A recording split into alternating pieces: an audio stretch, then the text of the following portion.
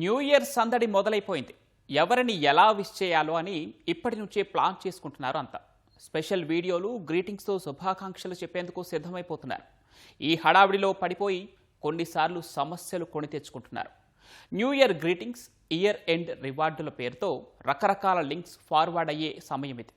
Cyber నేరాలు ఎక్కువగా జరిగే ఆస్కారం ఉండేది కూడా ఇప్పుడే. కాస్త ఏమరపాటుగా ఉన్నా సరే అంతా దోచేందుకు అన్ని అస్త్రాలను సిద్ధం చేసుకొని కాచుకొని ఉంటారు సైబర్ నేరస్తులు. వాటిలో ఒకటే న్యూ ఇయర్ గ్రీటింగ్ స్కామ్. ఒక్క మెసేజ్తోనే బోల్తా కొట్టించి బ్యాంకు ఖాతాలు ఖాళీ చేసేస్తారు. ఇంతకీ ఏంటి గ్రీటింగ్ స్కామ్? డబ్బులు కొల్లగొట్టేందుకు సైబర్ నేరస్తులు ఎలా స్కెచ్ చేస్తారు?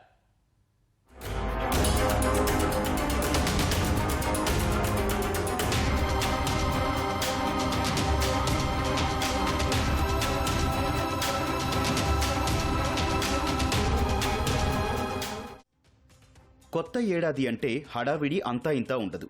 అప్పటి వరకు ఎన్ని చిరాకులున్నా, ఎన్ని ఇబ్బందులు అనిపించినా సరే నయా సాల్ జోష్లో అన్నీ మరిచిపోతారు. సంబరాలు చేసుకుంటారు. తెలిసిన వాళ్ళందరినీ పలకరిస్తారు. సోషల్ మీడియాలోనూ ఇదే జోరు. ముఖ్యంగా న్యూ ఇయర్ విషెస్ చెప్పడంలో అయితే క్రియేటివిటీ చూపించాలని అనుకుంటారు. వాట్సాప్లో వచ్చే రకరకాల స్టిక్కర్స్, మెసేజ్లను అందరికీ ఫార్వర్డ్ చేసి కొత్త ఏడాది శుభాకాంక్షలు చెబుతారు. ఇదిగో సరిగ్గా ఇక్కడే చాలా మంది తమకు తెలియకుండానే చిక్కుల్లో పడిపోతారు. వాట్సాప్లో వచ్చిన ప్రతి మెసేజ్ న్యూ ఇయర్ విషెస్కి మాత్రమే పరిమితం కాకపోవచ్చు. ఈ ఎరవేసి సైబర్ నేరగాళ్లు మిమ్మల్ని వలలోకి లాగుతుండొచ్చు. అందుకే తస్మాత్ జాగ్రత్త అంటున్నారు పోలీసులు.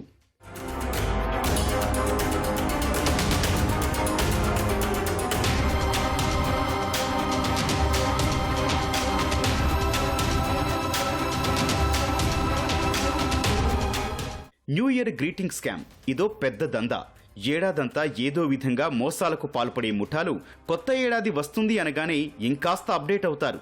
ఏం చేస్తే జనాలు త్వరగా తమ వలలో చిక్కుకుంటారని పక్కా స్కెచ్తో రంగంలోకి దిగుతారు. ఈ స్కెచ్లో భాగమే ఈ గ్రీటింగ్ స్కామ్. క్లుప్తంగా చెప్పాలంటే మీకు శుభాకాంక్షలు చెప్పినట్టే చెప్పి మెల్లగా బురిడి కొట్టిస్తారు. ఇందులో వాళ్ళు పెద్దగా శ్రమపడరు.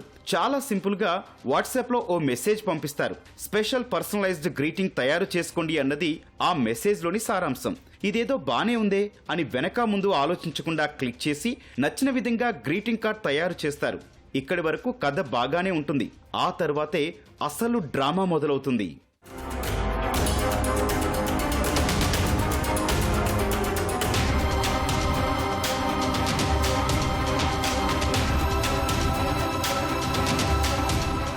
మీరు గ్రీటింగ్ కార్డ్ తయారు చేసినంత సింపుల్గా వాళ్ళు మొత్తం హ్యాక్ చేసేస్తారు. తర్వాత ఎంత మొత్తుకున్నా ఏ లాభమూ ఉండదు. చేయాల్సిన పని చాలా చాకచక్యంగా చేసి సైడ్ అయిపోతారు సైబర్ నేరగాళ్లు.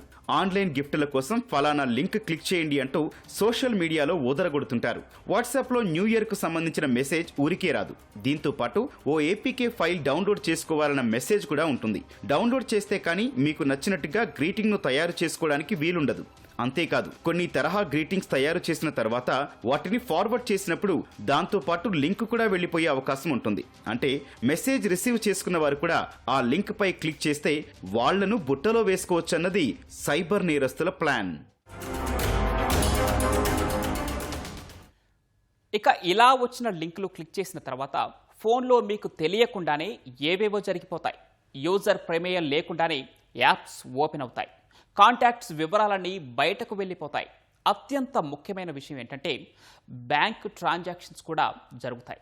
అంటే ఒక్కసారి ఈ ఏపీకే ఫైల్ ఇన్స్టాల్ చేశారంటే ఆ మొబైల్ పూర్తిగా సైబర్ నేరస్తుల నియంత్రణలోకి వెళ్ళిపోతుంది.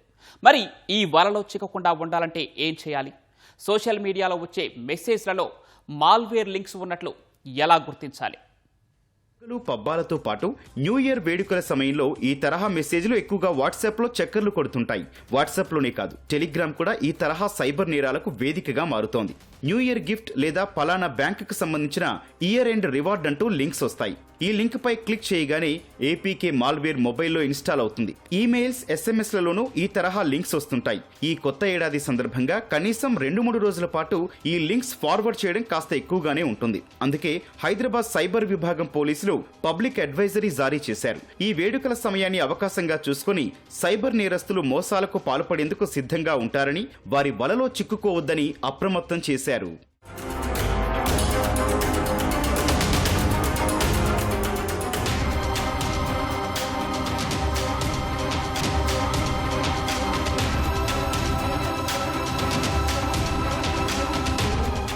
కొన్ని అధ్యయనాల ప్రకారం ఏపీకే ఫైల్స్ కారణంగా నమోదవుతోన్న మోసాల సంఖ్య రోజువారీగా చూస్తే 20 నుంచి 30 కేసుల వరకు ఉంటున్నాయి. తక్కువలో తక్కువ రోజుకు 10 లక్షల రూపాయల నష్టం వాటిల్లుతోంది. అంటే ఈ ఏపీకే ఫైల్స్ ఎంత డేంజరో అర్థం చేసుకోవచ్చు.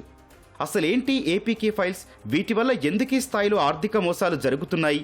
ఈ విషయాలను కాస్త లోతుగా చూస్తే ఏపీకే అంటే ఆండ్రాయిడ్ ప్యాకేజ్ కిట్. ఆండ్రాయిడ్ ఫోన్స్లో ఇన్స్టాల్ చేసుకునే విధంగా ఇవి తయారవుతాయి. సాధారణంగా అయితే ప్లేస్టోర్ నుంచి వీటిని డౌన్లోడ్ చేసుకోవాలి. ఇవే సేఫ్ కూడా. అయితే కొన్ని వెబ్సైట్స్తో పాటు వాట్సాప్, SMS, మెయిల్ ద్వారా కూడా కొంతమంది ఈ లింకులు పంపుతుంటారు. ఇక్కడ నుంచి ఫైల్స్ డౌన్లోడ్ అవుతాయి. దీన్నే సైడ్ లోడింగ్ అని పిలుస్తారు. దీనివల్లే సమస్యలన్నీ మొదలవుతాయి.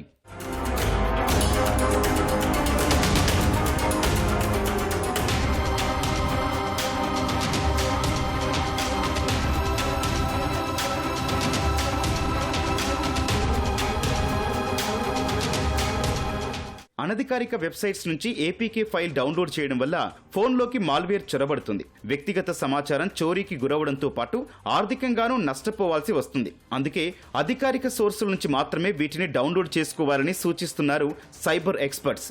మళ్ళీ గ్రీటింగ్ స్కామ్ విషయానికి వస్తే సైబర్ నేరస్తులు చాలా తెలివిగా ఈ గేమ్ ఆడతారు. పరిచయస్తులే ఈ మెసేజ్ పంపారేమో అన్నట్టుగా మాయ చేస్తారు. ఈ లింక్స్ ను షేర్ చేయడానికి కొత్త వాట్సాప్ అకౌంట్స్ ఓపెన్ చేస్తారు. కేవలం మాల్వేర్ ని స్ప్రెడ్ చేయడానికి ఈ అకౌంట్స్ వాడతారు. ఈ లింక్ పై క్లిక్ చేయగానే ముందు రకరకాల హంగులు స్క్రీన్ పైన కనిపిస్తాయి. యానిమేషన్స్, న్యూ ఇయర్ విషెస్ ఉంటాయి. హిందీతో పాటు ఇంగ్లీష్ లోనూ ఇవి కనిపిస్తాయి.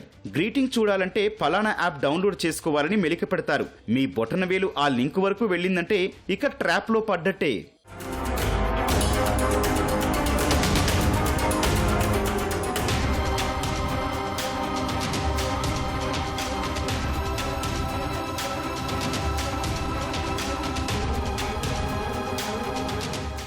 సాధారణంగా ఏపీకే ఫైల్స్ పంపించేటప్పుడు వాటికి ప్రభుత్వ సంస్థల పేర్లు పెడతారు. ఉదాహరణకు కిసాన్ యోజన .apk అని ఉంటుంది. క్లిక్ చేస్తే ఏమైనా డబ్బులు వస్తాయేమో అని ఆశపడితే మొదటికే మోసం వస్తుంది. ఇప్పుడు ఇవే ఏపీకే ఫైల్స్ కు పేర్లు మార్చి న్యూ ఇయర్ గిఫ్ట్ .apk రూపంలో పంపుతున్నారు సైబర్ నేరస్తులు. కొన్నిసార్లు ఇవి new year party pics .apk పేరుతోనూ ఉంటాయి. ఫోటోల కోసమని లింక్ క్లిక్ చేస్తుంటారు కొందరు. అక్కడి నుంచి చిక్కులన్నీ మొదలవుతాయి. ఈ ఫైల్స్ ద్వారా బ్యాంకు లావాదేవీలకు సంబంధించిన ఓటీపీలు చోరీ చేస్తారు. అకౌంట్లో డబ్బులు పడిన విషయాన్ని కూడా పరిశీలిస్తారు సైబర్ నేరస్తులు. అప్పుడే ఓటీపీతో సహా తెలుసుకుని ఆ డబ్బు కొట్టేస్తారు. ఓ వ్యక్తి ఫోన్లో ఉన్న కాంటాక్ట్ నెంబర్స్ అన్నీ తీసుకుని వాళ్ళ నేర నెట్వర్క్ పెంచుకుంటారు. ఈ ఏపీకే ఇన్స్టాల్ అయిన తర్వాత గంటల వ్యవధిలోనే చిన్న చిన్న లావాదేవీలు జరుగుతాయి. సపోజ్ వాట్సాప్లో 2 లేయర్ సెక్యూరిటీ అనే ఆప్షన్ ఉంటుంది. సో మీరు ఇన్స్టాల్ చేసుకునేటప్పుడు ఎవరి దగ్గరికి వెళ్ళకూడదు అనుకుంటే సో ఫేస్ రికగ్నిషను లేకపోతే కొన్ని పాస్వర్డ్స్ ఇలా పెట్టుకుంటారు. సో అలా పెట్టుకోవడము సిమిలర్గా మీ యాప్స్, మీ జీమెయిల్ కానీ ఫేస్బుక్ కానీ వీటన్నిటికి కూడా 2 లేయర్ సెక్యూరిటీ ఉంటుంది. సో ఓటీపీ వస్తుంది, అలానే పాస్వర్డ్ ఉంటుంది. ఈ రెండూ కూడా పెట్టుకోవడం వల్ల ఎక్స్ట్రా లేయర్ ఆఫ్ సెక్యూరిటీ మీరు యాడ్ చేసుకోగలరు. అలానే మీ బ్యాంకింగ్ యాప్స్ ఏవైతే ఉన్నాయో అందులో లిమిట్స్ పెట్టుకోవచ్చు. సపోజ్ మీకు ఒక క్రెడిట్ కార్డు ఉంది. సో POS మిషన్ ద్వారా ఎంత మ్యాక్సిమం 1 డేలో ఎట్ ఏ టైం తీసుకోవచ్చు. సపోజ్ కొంతమంది 10,000, 15,000 పెట్టుకోవచ్చు. అలా పెట్టుకొని పక్షంలో సపోజ్ 2 లక్షల వరకు లిమిట్ ఉందంటే ఆల్మోస్ట్ 5-6 మినిట్స్లో ఈ 2 lakhs వాళ్ళు విత్డ్రా చేసే అవకాశాలు ఉన్నాయి. సో మీ బ్యాంకింగ్ యాప్స్లో మీరు ఈ డెబిట్ కార్డు, క్రెడిట్ కార్డుకి లిమిటేషన్స్ పెట్టుకోవచ్చు. అలానే ట్రాన్సాక్షన్స్ కూడా లిమిటేషన్ మీరు పెట్టుకోవచ్చు. మరి భారత్లోనే ఎందుకు ఈ స్థాయిలో ఏపీకే ఫైల్స్ ద్వారా మోసాలు జరుగుతున్నాయి? ఈ ప్రశ్నకు మొట్టమొదటి సమాధానం ఇక్కడ వాట్సాప్ వినియోగదారులు ఎక్కువగా ఉండడం. అంతేకాదు వాట్సాప్ ను విశ్వసించేవారు ఎక్కువే. ఒకప్పుడు మెసేజ్ పంపించాలంటే మొబైల్లో డిఫాల్ట్ గా వచ్చే టెక్స్టింగ్ యాప్ మాత్రమే అందుబాటులో ఉండేది. వాట్సాప్ వచ్చిన తర్వాత ఈ యాప్ వినియోగం విపరీతంగా పెరిగింది. స్నేహితులు, బంధువులతో మాట్లాడటం నుంచి ఆఫీస్ కు సంబంధించిన వ్యవహారాలు కూడా వాట్సాప్ లోనే చక్కదిద్దుతున్నారు. పైగా ఆండ్రాయిడ్ ఫోన్ల వినియోగం అధికంగా ఉంది. అందుకే చాలా సులువుగా ఏపీకే ఫైల్స్ పంపించి బోల్తా కొట్టించగలుగుతున్నారు నేరస్తులు. స్థానిక భాషల్లోనూ ఈ తరహా మెసేజ్లు పంపిస్తుండడం వల్ల చాలా త్వరగా ఆయా మెసేజ్లకు ఆకర్షితులవుతున్నారు. ఇట్లాంటి ఏదైనా లింక్ యాప్ మీకు వస్తే virus.com.comకి వెళ్ళి అక్కడ మీరు ఒక ఏపీకే ఫైలు లేదా ఏదైనా వేరే EXE ఫైల్ అని ఎటువంటి ఫైల్ మీకు వచ్చినా మనం మీరు అప్లోడ్ చేయొచ్చు. మరియు లింక్ ఏమైనా వస్తే ఆ లింక్ని అక్కడ పేస్ట్ చేసుకుని దాన్ని స్కాన్ చేసి అదొక జెన్యూన్ లింకా, ఫేక్ లింకా, దాంట్లో ఏమైనా వైరస్లు ఉన్నాయా, మాల్వేర్స్ ఏమైనా ఉన్నాయా, హిడెన్ ఫైల్స్ ఏమైనా ఉన్నాయా, దాంట్లో అవన్నీ అది ఆటోమేటిక్గా స్కాన్ చేసి మీకు ఒక రిపోర్ట్ ఇస్తుంది. దాంతో మీరు అది సేఫా అన్సేఫా ఈజీగా తెలుసుకోవచ్చు. ఇలాంటి మెసేజ్లు వచ్చినప్పుడు ఏం చేయాలో తెలుసుకోవడం ద్వారా చాలా వరకు సైబర్ నేరాలను అరికట్టవచ్చు. అధికారిక వెబ్సైట్స్ నుంచి తప్ప మరెక్కడా ఏపీకే ఫైల్స్ డౌన్లోడ్ చేయకూడదు. అంతేకాదు ఈ తరహా మెసేజ్లను మరెవరికి ఫార్వర్డ్ చేయకూడదు. హ్యాపీ న్యూ ఇయర్ అనే టెక్స్ట్ మెసేజ్ ఉంటేనే ఓపెన్ చేయాలి తప్ప లింకులుంటే అసలు క్లిక్ చేయకూడదు. ముఖ్యంగా వీడియో ఆడియో ఫైల్స్ ఉంటే అస్సలు వాటి జోలికి వెళ్లకూడదు. తెలియని వ్యక్తుల ఫోన్ నెంబర్స్ నుంచి వాట్సాప్ మెసేజ్లు వస్తే వాటిని ఓపెన్ చేయకపోవడమే మంచిది. పొరపాటున క్లిక్ చేసినా యాప్ డౌన్లోడ్ చేసినా వెంటనే అన్ఇన్స్టాల్ చేయాలి. ఇంటర్నెట్ డిస్కనెక్ట్ చేయాలి. మొబైల్లో సెక్యూరిటీ స్కాన్ రన్ చేయాలి. వాట్సాప్, ఈమెయిల్, బ్యాంకింగ్ యాప్స్ లో పాస్వర్డ్లు మార్చుకోవాలి. బ్యాంకుకు కాల్ చేసి లావాదేవీలను పరిశీలించాలని రిక్వెస్ట్ పెట్టుకోవాలి. కాంటాక్ట్స్ లో ఉన్న వారందరికీ తెలిసేలా మీరు ఎలాంటి మెసేజ్లు పంపలేదని, వాటిని నమ్మకూడదని సమాచారం అందించాలి. cybercrime.gov.in లో ఫిర్యాదు చేయాలి. లేదా సైబర్ క్రైమ్ హెల్ప్ లైన్ 1930కి కాల్ చేసి వివరాలు చెప్పాల్సి ఉంటుంది.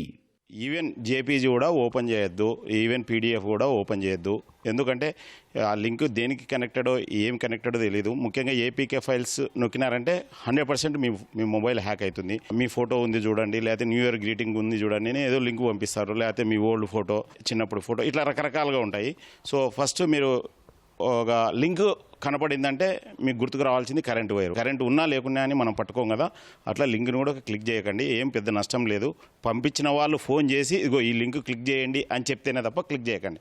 అందుకని మీరు అట్లా క్లిక్ చేసినారనుకోండి మీ వాట్సాప్ పేరింగ్ అయిపోయి వాట్సాప్ హ్యాక్ అవుతుంది. తద్వారా మీకు సంబంధించిన కాంటాక్ట్స్ వాళ్ళందరికీ ఇన్ఫర్మేషన్ ఇచ్చి డబ్బులు అడగచ్చు.